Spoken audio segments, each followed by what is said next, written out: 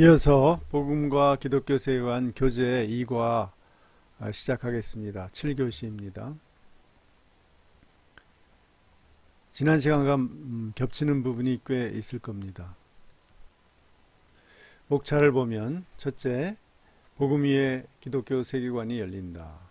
둘째, 복음을 삶에 적용하도록 돕는 기독교 세계관. 셋째, 기독교 세계관은 바람직한 세계관인가? 라는 세 가지 주제를 가지고 오늘 강의를 진행하겠습니다.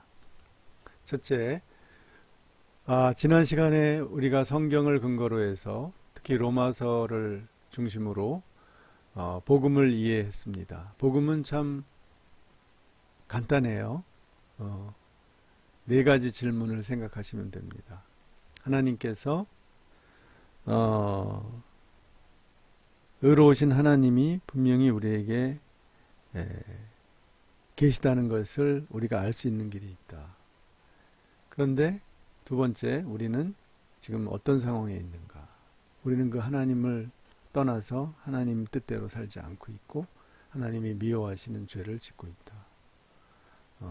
악을 행하고 있다. 정도의 차이가 있지만 그래서 우리는 지금 난처한 상황에 빠져 있고 여기서 벗어나고 싶지만 벗어날 수 없다는 거죠.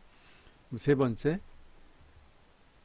그런데 우리에게 하나님이 해결책을 제시하셨다. 그것이 뭐냐면 하나님이 직접 이 세상에 오셔서 우리의 죄를 다 짊어지고 십자가에 그것을 못 받고 죽으시고 그리고 하나님이 대신 죄를 짊어지고 죽으신 거죠. 그리고 다시 부활하셨다. 이것이 증명이 된 거예요. 하나님의 그 죽으심이 죽음으로 끝나지 않고 부활을 통해서 하나님이심을 증명하셨죠. 하나님이 모든 걸 승리하신다, 극복하신다는 것을 증명하셨죠. 그래서 네 번째, 이것을 믿기만 하면 오직 믿음으로 우리는 하나님의 의를 우리 의롭지 않은 우리가 하나님의 의를 힘입고 구원을 받는다. 하나님이 우리를 의로운 사람이라고 인정해 준다. 그래서 우리는 그 기쁜 소식 위에서 살아가는 거죠. 그 살아갈 때 바로 기독교 세계관이 필요하다는 내용입니다. 그래서 복음은 예수 그리스도께서 죄인을 구원하시려고 세상에 오셨다는 딱 한 구절을 들면 디모데전서 1장 15절을 들 수 있습니다. 이것을 조나단 도슨의 표현으로 조금 더 부연 설명하면 예수께서 자신의 죽음과 부활을 통해서 죄와 죽음과 악을 무찌르셨고 우리가 그토록 싫어하고 두려워하고 또 우리를 유혹하고 힘들게 하는 이 세상의 모든 악을 이제 예수님께서 다 해결해 주신다. 그날이 올 것이다. 그날 마지막 날까지 만물과 인간을 새롭게 만들고 계신다. 이것이 하나님의 나라다라는 사실이죠. 그것이 복음이죠. 그래서 이 사실을 믿는 사람은 모든 죄를 용서받고 하나님의 사랑을 받으면서 살아갈 수 있고 하나님이 우리에게 여러 가지 경로를 통해서 우리를 도와주시고 우리 사랑을 표현해 주셔요. 어떤 처지에 있는 사람이라도 하나님 우리가 믿으면 그것은 여러분이 체험하면 알 수 있습니다. 저도 많은 체험을 했고요. 그리고 죽음이 두렵지 않아요. 언제 죽든지 영생을 우리는 얻고 하나님의 나라, 영원한 천국에 가서 산다는 것이 보장되어 있기 때문에 죽음이 두렵지 않죠. 다만 건강하게 사는 날, 건강하게 살기 위해서 우리 노력을 할 뿐이고 보람 있고 의미 있게 살기 위해서 애를 쓰는 거죠. 궁극적으로 우리의 모든 노력은 하나님 나라에 포함되고 하나님 나라를 위해서 하는 거죠. 그것만이 영원한 가치가 있으니까요. 이 사실을 중세인 중에서 가장 확실하게 깨닫고 역사에 큰 영향을 준 사람이 여러분 다 아시는 마르틴 루터죠. 루터는 원래 아버지가 광산에서 일을 하는 광부 출신이에요. 그래서 아주 평범한 서민 출신이에요. 물론 아버지가 나름대로 성공을 하셨지만 그래서 대학까지 갈 수 있었죠. 그래서 루터가 또 열심히 공부하는 학생이었고 그래서 1505년에 독일의 지금 옛날 구동독 지역에 에어프루트라는 도시가 있고 거기에 대학에 법학 아버지의 뜻에 따라서 법학과에 입학을 합니다. 그러다가 이제 대학 방학 여름 방학이 독일은 7월 15일부터 10월 15일 3개월이에요. 신나게 놀죠. 날씨도 좋고. 그렇게 이제 집에 가서 놀다가 대학으로 돌아가던 길에 번개를 만났어요. 그 옛날 시골의 산에 들판에서 번개를 만나면 얼마나 무서워요. 그래서 땅바닥에 나둥그러졌는데 죽을 뻔했죠. 그때 마틴 루터가 하나님께 이제 그 당시의 신앙에 따라서 광부들의 수호 성인인 성 안나여 내가 수도사가 되겠습니다. 그렇게 하나님께 서원을 했다는 거죠. 그래서 실제로 수도사가 됐어요. 아버지의 반대를 무릅쓰고 아버지는 출세하기를 바랐는데 그 어거스틴 수도에 들어가요. 그래서 이 사람은 그 당시에 중세인들의 공통의 두려움은 연옥에 가는 두려움이에요. 하나님을 믿지만 인간의 이제 하나님이 우리를 선택하지만 아무 우리의 공로 없이 선택하지만 그러나 인간이 협력을 해서 의를 이루어야 돼요. 의를 못 이루면 연옥에 가는 겁니다. 거기서 뜨거운 지옥 같은 그런 연옥에서 고통을 받다가 오랜 기간 동안 지나서야 정화가 된 다음에 다시 그 다음에 천국에 올라갈 수 있어요. 그렇기 때문에 연옥을 매우 두려워했어요. 중세인들은. 우리 개신교는 연옥이 없으니까 성경적으로 그런 두려움이 필요 없죠. 믿음으로 가니까 이제 그거를 루터가 발견한 겁니다. 연옥이라는 게 필요 없다는 것을. 그래서 이 연옥의 두려움 속에 의로우신 하나님의 인정을 받기 위해 이 하나님의 의, 유스티티아 데이라는 이 하나님의 의에 도달하기 위해서 얼마나 노력했는지 몰라요. 기도 열심히 하고 예배, 미사에 참석하고 금식하고 선행을 했어요. 참 훌륭한 수도사였죠. 그렇지만 늘 자기는 괴로웠어요. 왜냐하면 자기가 또 마음으로 짓는 죄, 탐욕, 성적인 욕망 이런 것들이 있기 때문에 늘 괴롭죠. 우리도 그렇죠. 하나님 말씀대로 살려고 하지만 우리는 딴 생각을 할 때도 많고 또 어떤 때는 하나님을 믿음이 약해질 때도 있고 또 우리의 욕심대로 행하고 다른 사람 미워하고 싸울 때도 있고 또 어떤 상황에서 하나님 뜻이 아니라는 거 알면서도 할 수 없이 하는 때도 있고 이런 걸 우리가 저지를 때마다 얼마나 괴롭습니까? 루터도 마찬가지였어요. 그런데 루터는 아주 열심히 있는 그런 사도 바울과에 속하는 사람이었는데 얼마나 좌절감이 크겠습니까? 그래서 그렇게 노력을 했는데도 여전히 양심이 편하지 않는 자신에게 낙담하고 좌절하고 마침내는 하늘을 향해 삿대질을 할 정도로 하나님을 미워했다고 해요. 그런데 그런 좌절한 루터에게 이제 그 수도회 총회장인 스타우피츠 수도사가 성경을 연구해라. 그 마음의 평안을 얻어라. 해서 그때부터 시편과 로마서, 갈라디아서를 연구하면서 그야말로 깨달음을 얻었죠. 그리스도에 대한 오직 믿음을 통해서 내가 의롭게 되는구나. 나의 행위로 의롭게 되는 것이 아니구나. 하나님은 그거를 원하시는구나. 라는 것을 깨달았죠.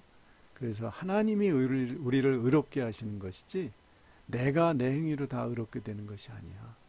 의인이 된다는 것은 오직 그리스도를 통한 그리스도에 대한 믿음이야. 라는 걸 깨달은 거죠. 이 확신이 역사를 바꿨죠. 유럽을 뒤집어 버렸죠. 얼마나 이 확신이 사람들에게 기쁜 소식이었으면 루터가 이 그 로마 교황청을 면죄부 판매를 비판하면서 이러한 확신을 설교하자 민중들이 루터의 편에 들고 귀족들도 루터의 마음이 루터로 가고 제가 그 르네상스 후기와 이제 그 종교개혁기에 미술가들을 연구해서 그 종교개혁과 미술이라는 책을 공저를 했었는데요. 거기도 보면 우리가 아는 유명한 그 당시의 미술가들이 거기 7, 8명이 다 루터를 지지했어요. 왜냐하면 예술가들이 사회로부터 좀 이렇게 분리되어 있기 때문에 제일 예민하게 반응을 하거든요. 이런 새로운 움직임에 대해서. 결국은 1517년에 이 확신을 가지고 종교개혁이 일어난 거죠. 루터만 확신을 갖고 다른 사람들에게 이게 전파가 안 됐으면 종교개혁은 절대 안 일어나죠. 그러나 이 확신이 정말 사람들이 간절히 좌절 속에서 나도 어떻게 하면 하나님의 의로운 하나님의 인정을 받고 구원을 받을 수 있을까를 고대하던 중세인들에게 놀라운 기쁜 소식이 되었던 거죠. 모든 나라와 정치를 바꿀 정도로, 교회를 바꿀 정도로. 이것이 복음의 힘이었습니다. 역사적으로 나타난. 자, 그래서 이 복음은 우리 어떤 종류의 신학이건 어떤 종류의 이론이건 간에 기독교자가 붙으면 다 이 복음이 근거가 됩니다. 그래서 기독교 세계관을 주장한 아브라함 카이퍼도 기독교인의 사회정의도 전능하신 창조주 하나님에 대한 신앙 고백에서 나온다. 예수 그리스도는 단순한 사회개혁자가 아닌 세상의 구세주이다. 나는 천국과 지옥을 믿는다. 라는 신앙을 고백했습니다. 총신대에 우리나라 기독교 세계관 운동에서 중요한 역할을 한 신국원 교수님도 그의 작년에 은퇴식이 있었는데 그때 팜플렛에서 이렇게 말합니다. 예수 그리스도의 신성과 성육신을 믿고 하나님에 의해 변화된 심령과 삶으로의 초청이 바로 기독교다. 이것이 복음이다. 그래서 이 복음 위에서 세상 속에서 하나님 나라의 비전으로 우리가 살아간다. 는 것을 고백을 하는 것을 보았습니다.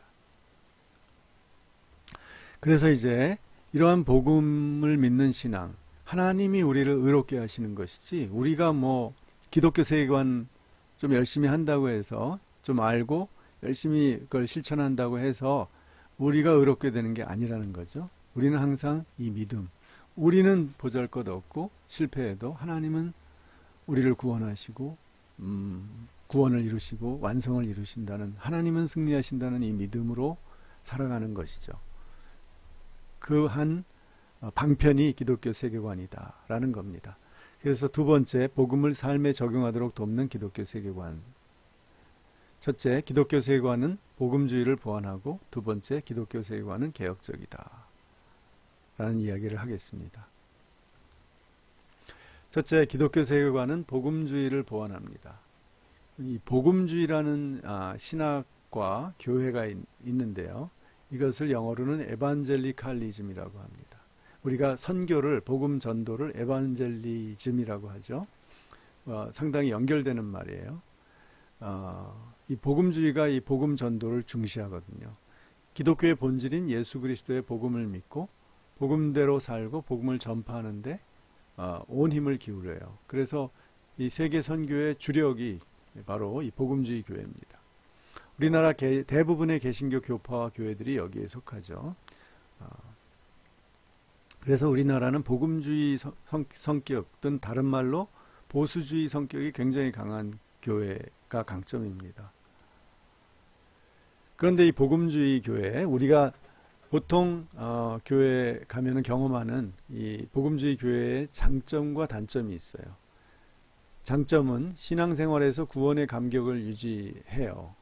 늘 구원을 강조하기 때문에 찬양과 예배와 또 성경 읽기와 기도를 통해서 영적 교제를 강조하기 때문에 이게 장로교건, 감리교건, 뭐 성결교건, 침례교건 다 같습니다. 또 순복음교회는 이 오순절교회는 더 뭐 열심이죠. 이런 기도 생활이나 이런 또 뭐 방언 같은 은사 체험에 아주 더 열심이죠. 다 복음주의 교회에 속해요. 그래서 그리스도와의 영적 교제를 강조해요. 그래서 전 세계에서 그래도 성장하는 교회는 복음주의 교회예요. 복음주의 교회가 그러니까 전 세계 개신교의 어떤 큰 그 뿌리라고 할 수 있죠. 기둥이라고 할 수 있어요. 교회를 받쳐주는. 그리고 더 한 가지 더 많은 사람을 구원하는 데 열심히 해요. 왜냐하면 그 복음을 전해서 사람들을 자기도 구원받은 것처럼 구원하는 것이 가장 소중한 가치예요. 그렇기 때문에 교회의 목적이 이 전도와 선교에 있는 교회가 많습니다. 교회의 목적이 뭐냐? 그것은 선교다. 이렇게 복음주의 교회에서는 강조합니다. 그러니까 굉장히 단순하고 열성적이고 열심히 있고 체험적이고 기도 많이 하고 그렇죠. 근데 아쉽게도 이 복음주의 교회의 단점이 있어요. 이걸 인정 안 하는 분도 있죠. 그런데 우리 이제 제3자 입장에서 보면 이런 단점을 많이 지적합니다. 사회로부터도 또 이렇게 지적받기도 하고요. 단점이 첫째, 세상 속의 다양한 문제들에 대처할 때 어려워요. 코로나 바이러스 문제, 뭐 교회에서 오히려 지금 예배를 이렇게 모여서 드리지 말라고 정부로부터 압력을 받고 있죠. 이 코로나 바이러스로 인한 어떤 이 재앙을, 이런 전염병에 대해서 우리가 어떻게 해야 된다는 게 명확치 않습니다. 이걸 물론 기도는 하지만 좀 막연해요.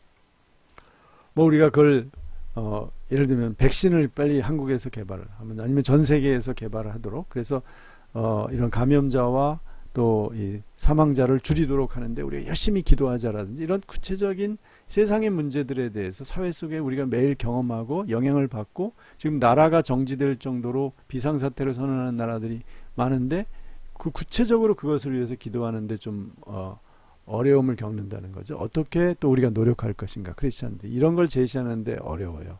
좀 어려워해요. 왜냐하면 그런데 개발이 안 돼 있습니다. 자, 왜냐하면 복음을 너무 복음을 강조하고 그 다음에 적용을, 그 복음적인 삶을 적용하는데 좀 약해요. 상대적으로 사회문화적으로 하나님의 뜻을 실천하는데 무관심하거나, 왜냐하면 복음 전도만 중요시하니까, 영적 생활만 중요시하니까 사회에 하나님 뜻을 실천해야 되잖아요. 우리가 분명히 예수님이 뭐라고 그랬어요? 성부와 성자의 성령의 이름으로 세례를 주고 제자로 삼고, 그 다음에 어때요?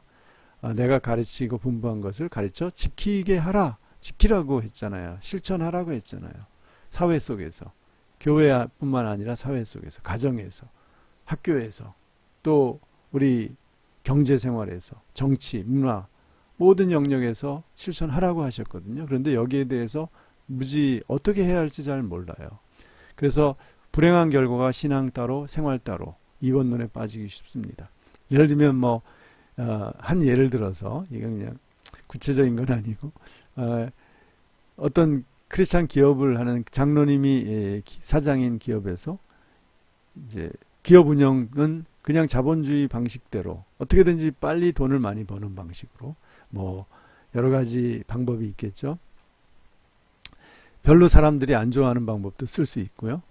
그건 돈을 벌어서 헌금을 많이 하면 된다. 그리고 기도 열심히 해서 하나님의 복을 받아서 내가 사업에 성공해야지, 그리고 하나님을 위해서 써야지, 이런 마음으로 하죠. 그러나 과연 그게 신앙적으로 하나님이 원하시는 방법이냐는 잘 생각 안 하고 따로따로 움직이는 경우가 많이 있다는 거죠. 이게 복음주의 교회에서 신앙을 배운 사람들이 이런 경우가 꽤 많습니다. 그러니까 재미있는 건 우리나라 교회 신자들의 대다수가 이런 고민들을 안고 잘 해결을 못한 채로 살아가는 거죠. 그것이 바로 복음주의 교회의 약점, 복음의 약점이 아니라 복음주의의 약점입니다.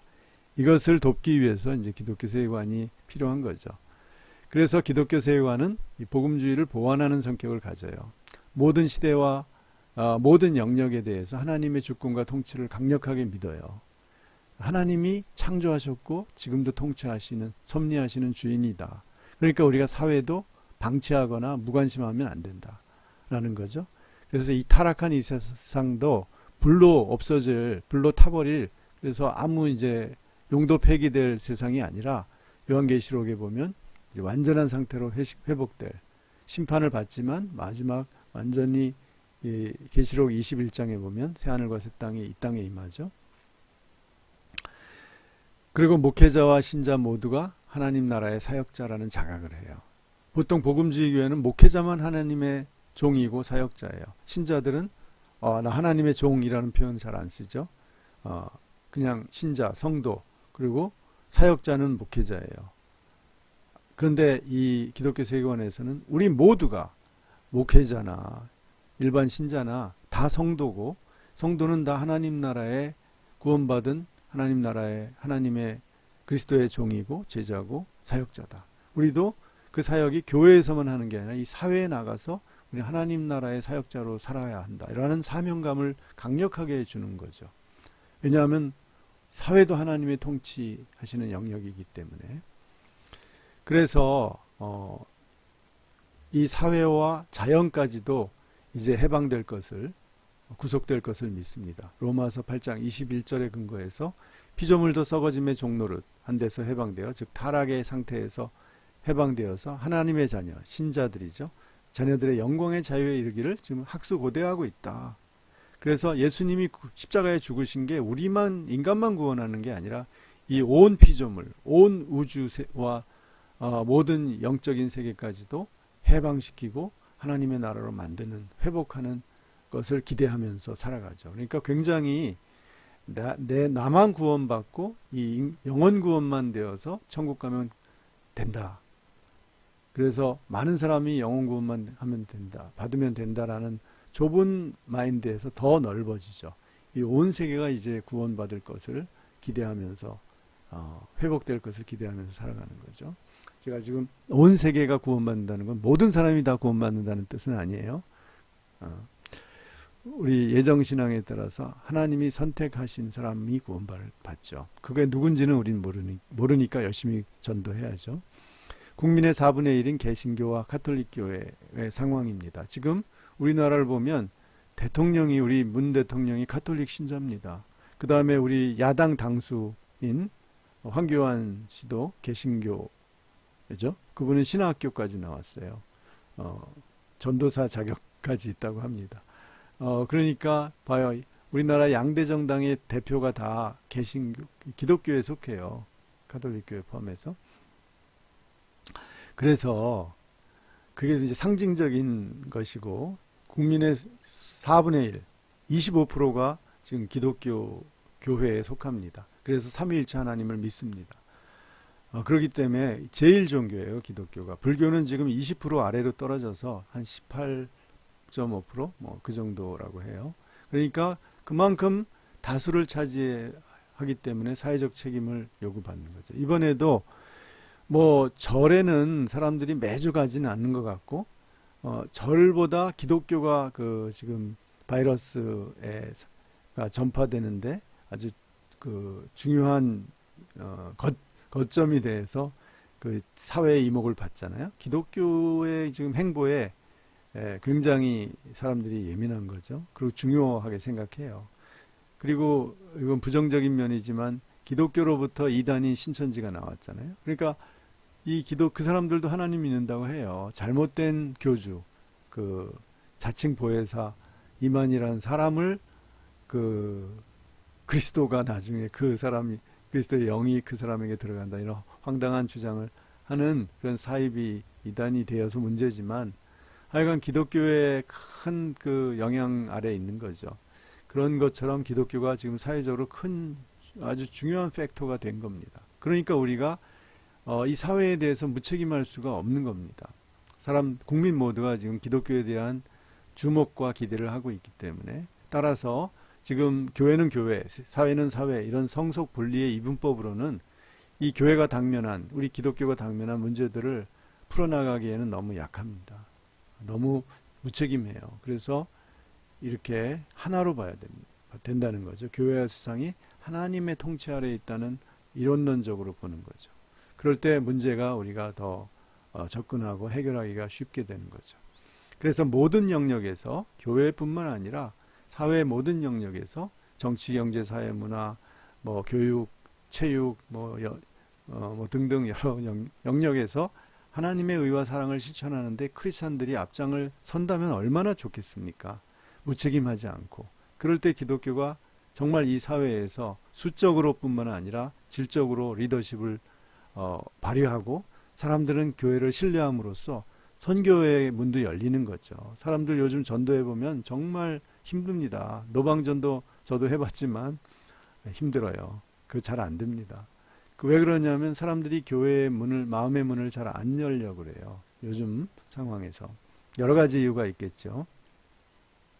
그런데 교회가 이 사회의 리더고, 교회를 다른 건 다 못 믿어도 교회는 믿을 수 있다 하면 사람들이 마음이 열려서 전도에 쉽게 응한다는 거죠.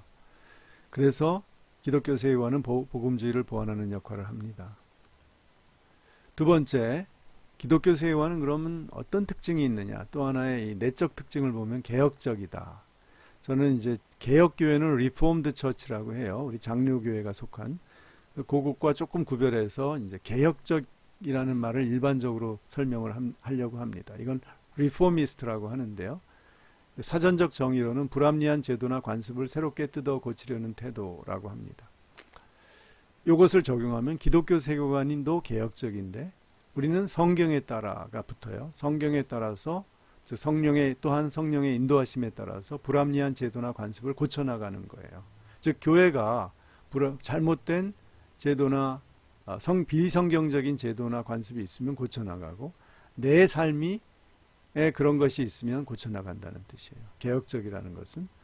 그래서 이 개혁교회 전통에서 기독교 세계관이 나온 것이 이상한 게 아니죠.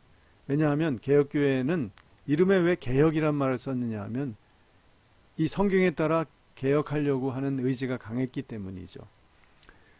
그래서 그 모토가 개혁된 교회는 항상 개혁한다.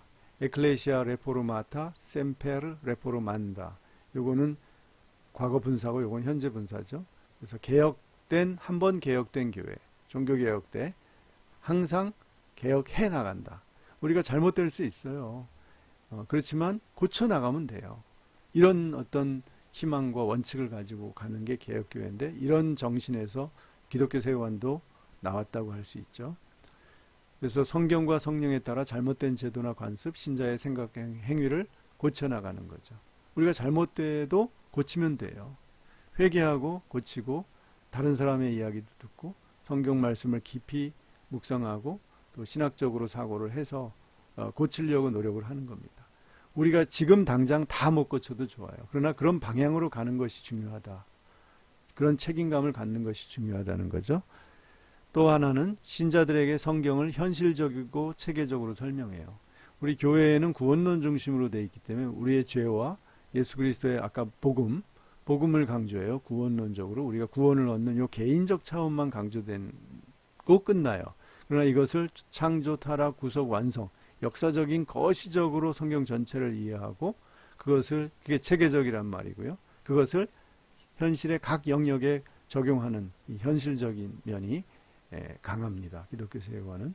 그러나 기독교 세계관은 어디까지나 철학이론이 아니고 일종의 신학이죠. 성경에 근거한 모든 신자들을 위한 신학이라고 할 수 있어요. 꼭 신학교 안 가도 성경만 알면 기독교 세계관은 이해하기 아주 쉽습니다. 그 다음에 역사의 종말까지 성경과 대립되는 죄와 악과 끝까지 싸워나가는 결국 우리는 다 이기지 못해도 하나님이 승리하실 거기 때문에 그걸 믿고 노력해 나가는 거죠. 거기에 여러 측면이 있는 거예요. 다른 사람을 잘 사랑하고 격려하고 배려하는 데서부터 시작해서 어떤 사회적인 불의, 부정 이런 것과 싸우고 또 정치를 바로잡고 경제 활동을 열심히 하고 또 정상적인 경제 활동이 활성화되도록 노력하고 이런 모든 면 또 문화 활동, 예술 활동, 스포츠 활동 다 하나님의 뜻에 따라서 우리가 노력을 하는 거 그런 겁니다. 그것이 잘못됐다고 볼 수는 없잖아요. 그러면서도 복음적인 신앙, 기본적인 영적 삶을 살아야 되는 거죠. 당연히. 그게 토대니까. 그래서 교회와 사회의 잘못된 관행을 바꾸려고 노력한다는 것이 개혁적이라는 거죠. 그래야 기독교가 힘이 생기고 사는 면이 있어요. 그러니까 영성에 꼭 내면적이고 신비적 차원의 영성만 있는 게 아니라 영성의 외면은 우리의 삶으로, 행위로, 사회적 활동으로 나타나는 거거든요. 영성이. 그러면 사회적으로 정말 정직하게 살고 다른 사람을 도우며 살려고 하는 것이 그런 사람이 영성이 잘못됐어요. 복음이 없다면 잘못된 거죠. 그러나 복음을 가지고 복음 신앙을 가지고 그렇게 한다면 그건 영적으로 성숙하려고 하는 것이고 바른 거죠.